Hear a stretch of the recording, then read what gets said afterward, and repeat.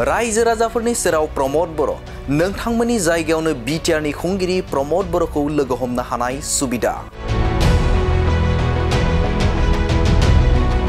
खना खनला बिटिआरनि मोनफ्रोमबो जायगायाव प्रमोद बर'नि नुजाथिनाय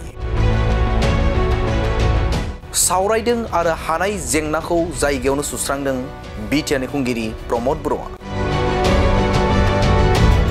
नंगौ, बिटिआरनि खुंगिरि प्रमोद बर'नि मोनसे बाखनायजाथाव हाबाफारि प्रमोद बर'नि नाजानायाव जनता दरबार हाबाफारि। बे हाबाफारिनि गेजेरजों रायजो राजाफोरजों खाथिसिनाव थांनानै सावरायहैदों आरो बिथांमोननि जेंनाखौ बुजिना लादों बिटिआरनि खुंगिरि प्रमोद बर'आ आरो लोगो लोगोनो हानाय जेंनाखौ सुस्रांबोदों।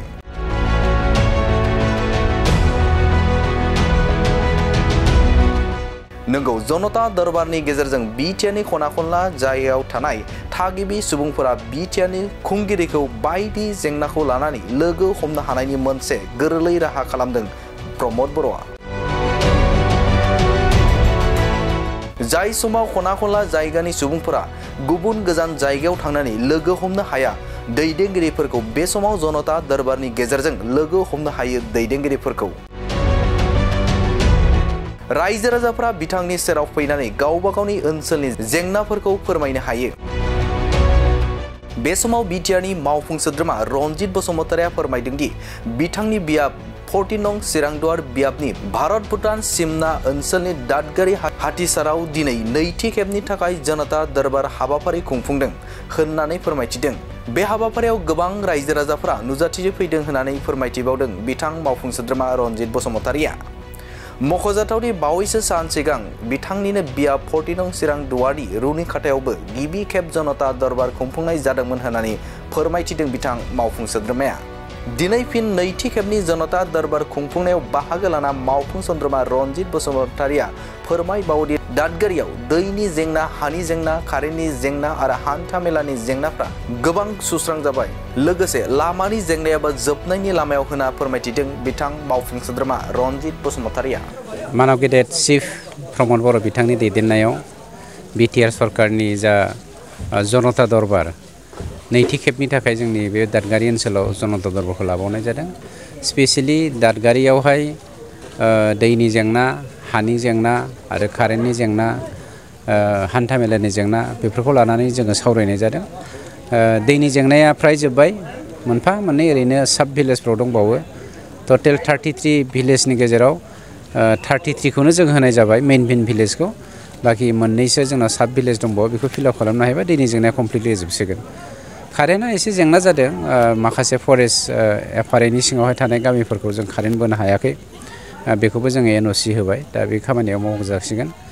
लामानि बेलायावहाय गोबां मानसिया सोंखारिदों, नैबे नेशनेल हाइवे अथरिटिनि सिङाव थानायलाय जों फिसा काउन्सिला बेखौ आखाइ होनो हाया। अब्लाबो जोंनि मानव गेदेर रायजो सभानि एमपि बिथां रोनगोरा नार्जारिनि दैदेननाय आरो बिथांनि खावलायनायखौ नाजावनानै नेशनेल हाइवे अथरिटिनिफ्राय बेखौ बावैसोनि गोख्रैसिन मावनाय जासिगोन आरो बे एक्सेप्ट जाबाय, खामानिया जाफुंसिगोन।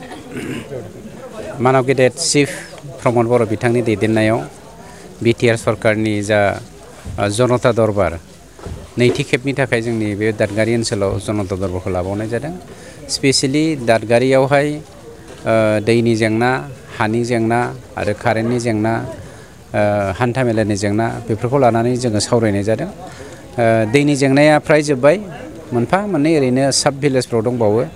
टटेल 33 भिलेजनि गेजेराव 33खौनो जों होनाय जाबाय मेइन भिलेजखौ। बाखि मोननैसो जोंनाव साब भिलेज दंबावो, बेखौ फिलआप खालामनो हायोबा दैनि जेंनाया कमप्लिटलि जोबसिगोन। कारेन्टआ एसे जेंना जादों, माखासे फरेस्ट एफआरएनि सिङावहाय थानाय गामिफोरखौ जों कारेन्ट बोनो हायाखै, बेखौबो जोङो एनअसि होबाय, दा बे खामानियाव मावजासिगोन।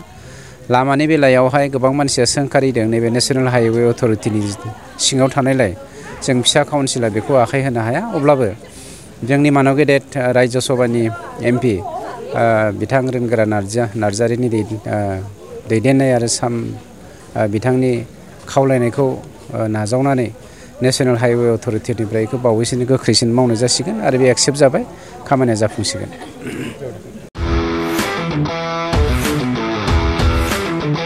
गोजोनथाव खौरां TVS नि गारि लानो गोसो गुदुं जानाय सुबुंफोरनि थाखाय मोनसे गोजोनथाव खौरां। चिरां जिल्ला बिजनीनि बागुरुम्बा TVS गारि श'रुमा नोंथांमोननि थाखाय दुर्गा फुजानि धामाका अफार लानानै फैदों। बाइक आरो स्कुटि गारि सालायनो मोजां मोनग्रा रायजो राजाफोरनि थाखाय बागुरुम्बा TVS गारि श'रुमा धामाका अफार होना नोंथांमोननि गेजेराव मोनसे मोजां खाबु होगासिनो दं। बिजनी स्टेट बेंकनि साखाथिनि CRPF केम्पनि उल्था सोनाब फारसे थानाय बागुरुम्बा TVS श'रुमाव डाउन पेमेन्ट होनानै नोंथाङा TVS नि गारि लानो हागोन। नोंथांमोना बागुरुम्बा TVS श'रुमाव फैनानै नोंथांनि लुबैनाय बायदि TVS नि गारिखौ लांफैनो हागोन। TVS नि गारि सालायनो मोजां मोनग्रा रायजो राजाफोरनि थाखाय बागुरुम्बा TVS श'रुमा बेनि अनगायैबो गोबां मोजां अफार लाबोदों। बेफोर अफारफ्रानो जाबाय जेरै गंनै हेलमेट फ्रि, फुल टिंकी पेट्रल फ्रि एसुर गिफ्ट आरो TVS कम्पानिनि गासैबो मडेलनि एक्सचेन्जनि खाबुआ एभेलेबल जागोन। आरोबाव गुबुन मोनसे मोजां खाबुआ जादों फाइनान्स लागिरिफ्रा डाउन पेमेन्ट होनानै खम बेसेनाव TVS कम्पानिनि गारिखौ लानो हागोन। लोगोसे आबुङै मिन्थिनो आरो बुकिं खालामनो थाखाय 7002132259 एबा 8638131734 जानबुं नम्बराव कल खालामना खौरां लानो हागोन।